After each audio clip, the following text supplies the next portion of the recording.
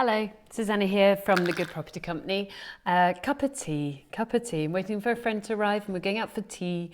And unsurprisingly, we're going to be talking property, and actually we're going to go and see a project that I'm renovating, which is going to take 9 months to renovate, and a fairly hefty renovation cost.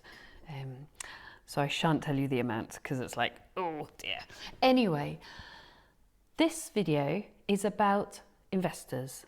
It's not about all the sexy, happy, oh, you can use everybody's money and it's other people's money and it's all so easy, because actually that's how I did it.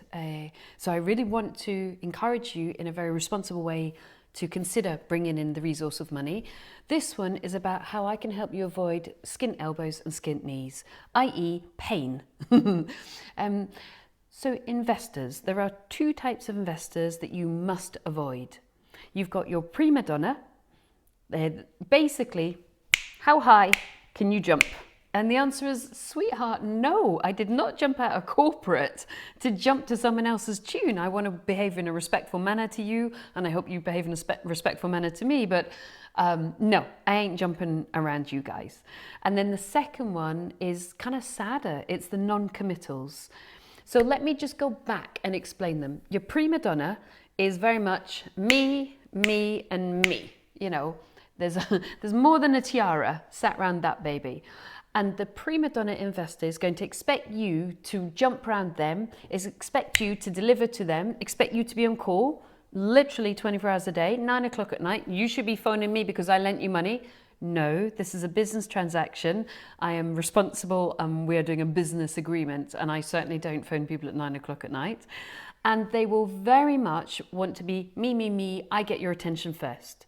They won't recognise that they're there for a purpose, and whilst the purpose for them is obviously to make money, and very much I hope you do make money for your investors, the purpose for you is for them to bring in additional funding. It's just like any company who looks for outside funding, those outside funders are not necessarily going to run the company unless there's a legal agreement for them to do so. And occasionally private investors may forget that. So what to do about it? Number one, spot them early. How? Don't always meet one-on-one. Put them in a little group, literally 4 or 5 people. And when you see them go, excuse me, I'm not waiting for other people to speak and I definitely want more of the attention, that tells you straight away they're a prima donna. Or if they refuse to meet you in a group because they only want one-on-one, that also tells you they're a prima donna. So put them in a group. Number 2, if you spot that kind of behaviour, put them on what I call the naughty step. So the naughty step is, you've had somebody go, I need you to answer all of my information right now. And the fact is you're running around like crazy doing lots of projects or doing their project and you're very busy. And yes, of course you're going to answer, but your time, you decide when you fulfill certain tasks and responsibilities, not someone that's lent you some money at an agreed interest rate or on a joint venture partnership. You are running the ship, you're captaining the ship, so let's have you steer, not your prima donna investor. So the naughty step for me is they just kind of go over there for a bit. I reduce down the attention. Possibly I stop doing some work with them for a while, 2 or 3 months, and they kind of, I suppose, a wee bit out in the cold. And then if they're still very nice people, but occasionally they just get ahead of themselves and get a bit prima donnery, you pull them back in. Number 3, ways to avoid your prima donna is to make sure you have other investors. And this is the kind of number 1 route. So when you start off, you're going to have just maybe 1 or 2 investors. And for you, you're like, yay, I've solved all my problems. I've got one massive investor. Prima donna. Highly likely because they got no competition. And therefore that kind of, not power struggle, because you don't want a power struggle. You want a partnership to partnership approach. But the perception of the power in their head may slip to them. And actually you've got the deal, and if you've got the deal, you've got the cookie. So make sure you've got more than one investor so that your prima donna is aware that there are other people that you can play with. And number 4, if you are awake sleepless at night because of their demands, and it does happen, I don't mean financial demands, I mean just other, ways they try and insist that you work with them. And if you're kind of not sleeping because this is very uncomfortable and it's really not a fit for you, I want you to have a veto button. I always think it like James Bond, like in one of his cars, bing, bing. and you got to eject those babies. So how do you eject them? By having number 3, other investors. And then admin wise, and I know this is a small thing, but actually this makes a big difference. If you have them on your list of investors, they're kind of always going to niggle at your head. If, like, we use Excel spreadsheets for our lists. I mean, we're not dealing with thousands of people. We're dealing with good quality relationships. But I have an Excel spreadsheet for my current investors. I have an Excel spreadsheet for retired investors. And I have an Excel spreadsheet for veto. If you can move an ejected, James Bond ejected investor who's been a prima donna, given you sleepless nights, and you think, I'm just not going to play with you anymore. If you can move them to the veto list, do you know, it just all goes away.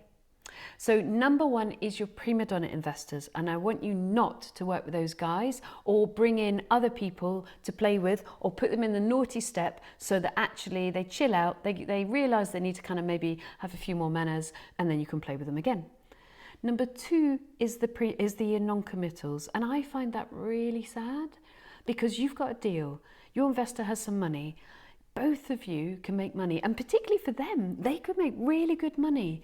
But for whatever reason, despite them having the funds, despite them really wanting to make it happen, they just cannot get over the line. They can't jump over the fence.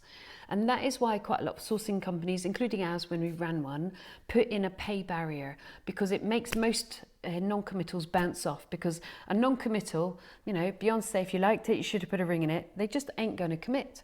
So if they ain't going to commit, as soon as you ask them for an initial small check to join your group, for example, they're going to bounce off.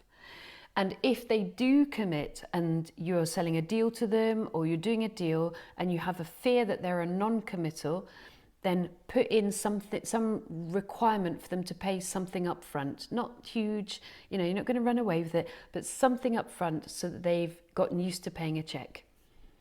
If they do not commit, you know what's sad about it for you is they're not going to tell you that because mentally and emotionally they want to commit, they just can't get themselves over the line. And so actually they're going to leave you high and dry. I mean, really, I've had it the day before the deal's going to happen, or I've had it once, an hour before they were supposed to buy a deal. They just said, sorry, we're not doing it. And I was literally getting on a plane and I just transferred the exchange money. I didn't even have the other money, but I was like, I know it's a good deal. I know I'll find the funding. We're not going to lose this deal. It was an hour, and I was literally getting on a plane. And as I walked onto the plane, I was buying a house. So you need to also give them a deadline.